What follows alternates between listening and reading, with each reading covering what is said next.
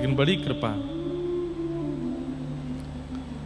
रघुनाथ जी बैठे हैं चित्रकूट में, कैसे प्रकट हुए गोपीनाथ जी, ध्यान से सुनो, सब लोग इधर देखिए।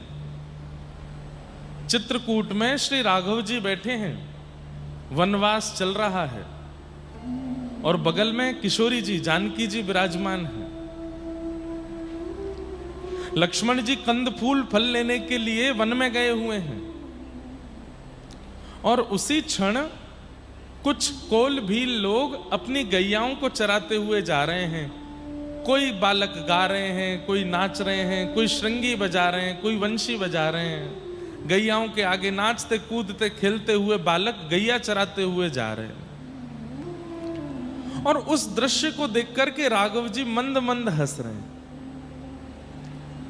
और राघव जी की उस मंद हंसी को देख करके जानकी जी के मन में इच्छा प्रकट हो रही है कि हंस क्यों रहे हैं। और मानो जैसे हंसते हंसते थोड़े नेत्र सजल हो गए हों ठाकुर जी के। तो जानकी जी ने पूछा कि हे राघव जी, आप इतने प्रसन्न क्यों हो रहे हैं? और प्रसन्नता होते होते नेत्रों में जो अश्रु आ रहे हैं उससे पता चलता है कि आप प्रगाढ़ आनंद में हैं। ऐसा क्या देख रहे हैं आप? तो राघव जी कहते हैं, देखो ये गैयाओं को चराने वाले कितना ऊधम मचा रहे हैं, कितना आनंद कर रहे हैं, कितनी सुंदर वंशी बजा रहे हैं, कैसे श्रृंगी बजा रहे हैं, एक दूसरे को छेड़ते हुए चल रहे हैं। सीता जी बोली, ये तो रोज ही निकलते हैं यहां से, लेकिन आज ऐसा क्या विशेष है कि आप इनको देख के हंस रहे हो? तो राम जी कहते हैं,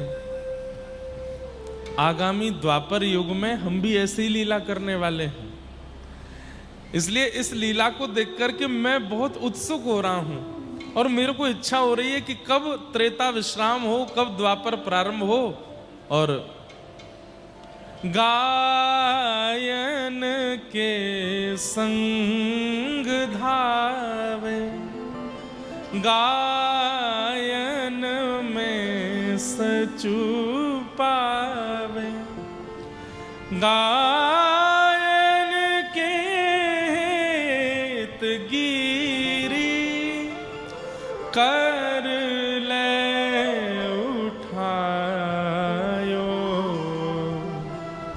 आगे गाय पाछे गाय, इत गाय उत गाय, गोविंद को गायन में बसी वो ही भावे। गैया बहुत प्रिय है ठाकुर जी को, और इतने मुग्ध हो गए राघव जी कि बैठे बैठे सीता जी को पूरी कृष्ण लीला सुना दी। भादों की अष्टमी को रात्रि को मेरा जन्म होगा, कारावास से वसुदेव जी मुझको लेकर के गोकुल जाएंगे, वहां यशोदा मैया की लाली को उठा के मुझे विराजमान कर देंगे। उसके बाद धीरे धीरे मैं बड़ा हो जाऊंगा, मेरे मधुमंगल, श्रीदामा, तनसुखा, मनसुखा, धनसुखा, ये सारे मेरे सखा होंगे, इनके साथ में खूब मधुर लीला किया करूंगा।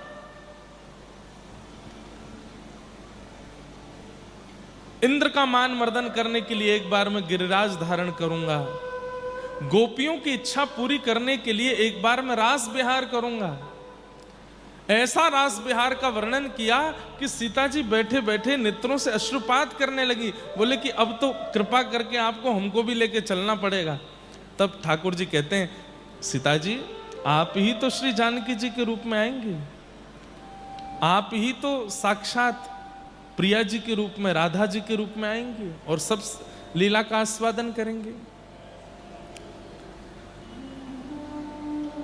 जानकी जी इतनी ज्यादा उत्सुक हो गई कृष्ण लीला सुनकर के कि अब राघव जी से कहती हैं कि मैं आपके उस रूप को देखना चाहती हूं, मुझे कैसे भी करके वो रूप दिखाइए जो आप द्वापर में धारण करने वाले हैं।